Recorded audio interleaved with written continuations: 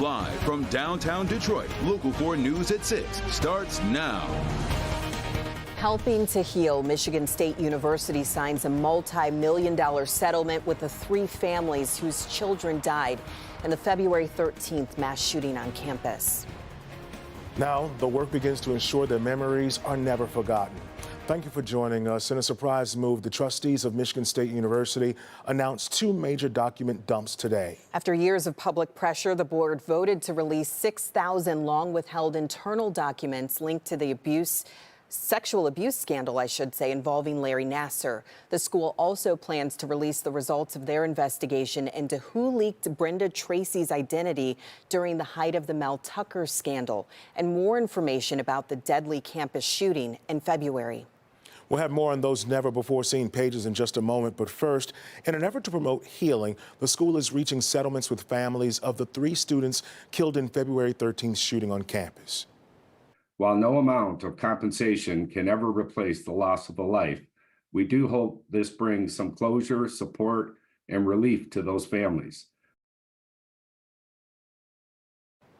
As we take a live look out over campus right now, let's get to our Rod Maloney with reaction from the grieving parents of one of the MSU shooting victims for their take on the university's response today. Hey, Rod. Yeah, hi. Alex Werner's parents settled for $5 million with the university, and usually in these cases, these are not amicable resolutions. But in this case, it is the university saying they want to help these families find ways to have meaning as they go forward. As a family, we are still trying to heal. It has been a very difficult 10 months. A lot of people around, not only Clawson, not only Michigan, but statewide, have reached out to us, and it's been very helpful and very healing. Overwhelming. Actually, very overwhelming. Alexandria Werner was one of 3 MSU students killed February 13th, gunned down in a Berkey Hall classroom. Her killer, previously arrested for felony illegal concealed carry, plea bargained down to a misdemeanor weapons possession and no prison time. A star basketball, softball, and volleyball player at Clawson High, Alex's father spoke passionately about what his family and Michigan lost that night. Alex was a wonderful person. She was a leader. She would absolutely fight for somebody if they were being bullied. A very funny, sensitive human being, and horribly sad that she's not here with us today. I would take her back in a minute than to sit here in front of any of you. Ted and Nancy now sit on a number of MSU committees looking to repurpose Berkey Hall and make MSU safe again.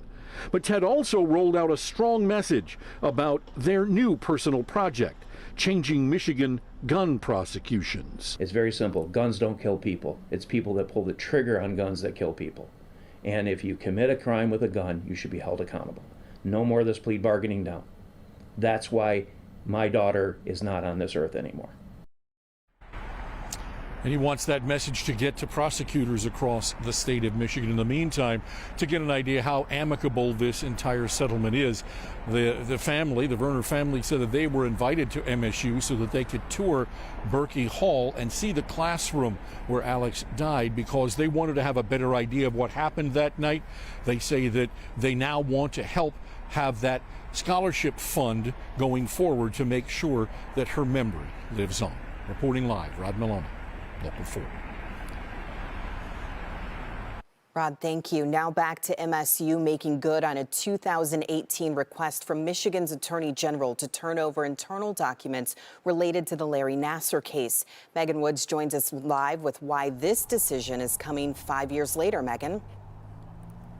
Well, Pamela, we talked to the board chair who says there is a number of reasons. One, to help out the MSU community continue their healing process, and the fact that they just wrapped up lawsuits, and then the fact that they're bringing in this new university president.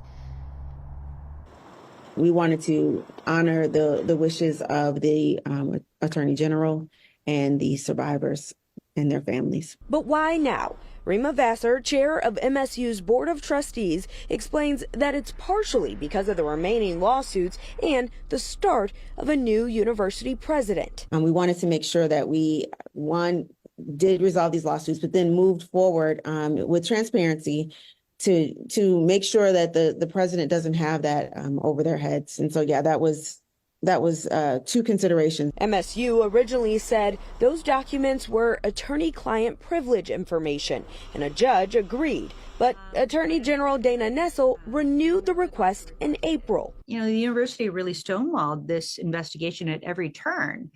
And that culminated in the inability of the department to really properly close out this investigation. She says while there are statute of limitations on criminal charges, this information is still valuable. Just from the standpoint of trying to get answers to questions that people have had for a very long time of exactly what happened here. How was Larry Nassar able to continue to commit his crimes over the course of not just years, but decades? And what did the university know, and when did they know it? And those documents aren't getting to the Attorney General's office overnight. So the board is saying that due to HIPAA laws that they have to redact some of that information in those documents to protect survivors. So it will take time to get to the Attorney General's office, and then it will take the Attorney General's office some time to comb through and sort through that information because it is so much. Reporting live, I'm Megan Woods, Local 4.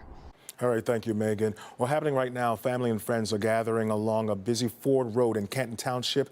Their loved ones say a man was hit and killed while trying to cross Ford Road at Haggerty on Wednesday. Sean Lee is there live for us now. Sean, the family is hoping this tragedy leads to some safety changes there. And we want to show you that up close in person. But first, though, so much emotion, so many family and friends live right here as they're remembering their family, their brother, their friend, 33-year-old Ernest Lee. Candles here, family here, had a balloon watch. So many tears. Right out here, if you follow me, that's Ford Road. That's where Ernest, 33 years old, was trying to cross early at 5 a.m. Wednesday morning. I'll show you a picture of Ernest. Like I say, 33 years old, has a 1-year-old baby girl, just beautiful. She's here tonight. And then I can show you part of the vigil that started here just a few minutes ago. I tell you what, it's a very, very emotional situation here. But also, it's a situation where family of Ernest, they noticed that we all know Ford Road is so busy, but they noticed the section he was crossing in, not in the crosswalk, but he's making his way across. It's so dark. So his sisters are hoping they can affect some change about lighting also. It's very dark. It's very dark. Very dark. So tell me about that. What's your idea about that?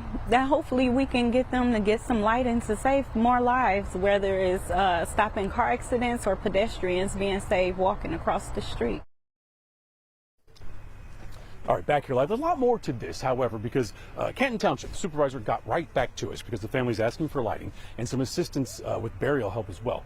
And the supervisor is saying, yes, they're hearing that also, but it's MDOT's situation. Ford Road is MDOT. MDOT does have a plan, a safety plan for Ford Road. We're going to dig into that a little bit more. Right now, people are remembering Ernest Lee Jr. Very sad situation, guys. Back to you. All right. Family and friends said a final farewell today at the funeral for Reverend Charles G. Adams. Adams died November 29th after a long illness. The 86-year-old was a retired pastor of Detroit's Hartford Memorial Baptist Church.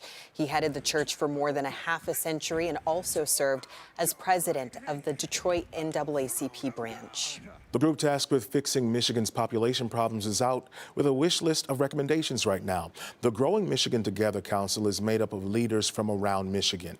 In a new report, the group recommends financial incentives to attract new workers to the state.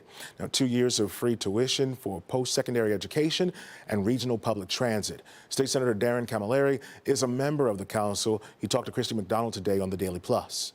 I think when we look at the data, it shows that high growth states are areas that have invested heavily in their public transit. And so we see our ridership in public transit in Michigan is one of the lowest in the country. And all we have to do is invest more in that area and see some significant growth in not only Metro Detroit, but across the state to help support workers, because young people like myself want to live in areas that have easy access to public transportation. Yes, we drive our cars and we're excited about that too, but being able to hop on a train or a bus to get anywhere in the city and walk and have that density that makes walkable, livable communities really attractive is what we're seeing as some of the places across the country that are high growth areas. Between 2000 and 2020, Michigan saw the second slowest growth in the U.S. after West Virginia.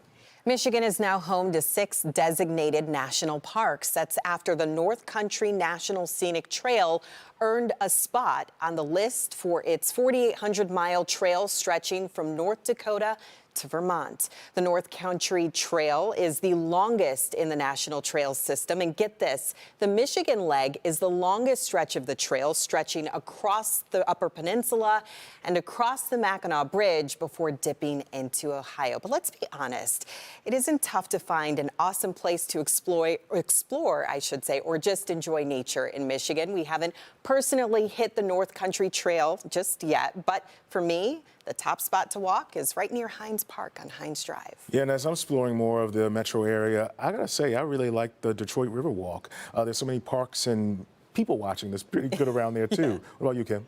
Sleeping Bear Dunes, and you can see the picture there. Those are my 3 boys, and notice how far behind I am. It doesn't look bad when you're standing there looking at it, and then when you get halfway up, you're going, whoo, I'm only halfway. How about that? It's hard running in sand. Isn't it? Yeah. Yeah, I wasn't running either. I'll tell you this. It's hard going out to some of these trails when it's so cold, too. But fortunately, we've had some nice weather here. Oh, we've had just really beautiful weather. I mean, for mid-December, this is crazy. It was 56 degrees today in some cities, so definitely above normal. Didn't break a record. That would have been 61, but who cares, right? Yeah, right? Who cares? Outside tonight, it's still mild. If you want to come downtown, do a little ice skating, you can do it in 40-degree weather. Our normal high is 37, so we're well above that. 44 downtown, 45 in Howell, upper 40s in Pontiac, and 47 in Adrian.